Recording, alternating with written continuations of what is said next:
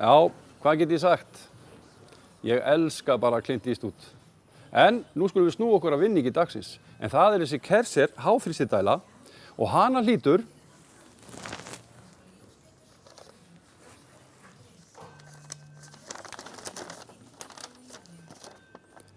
Kristín Matthíasdóttir. Kristín, innilega til hamingju með þetta, en við verðum í sambandi við þig síðar í dag.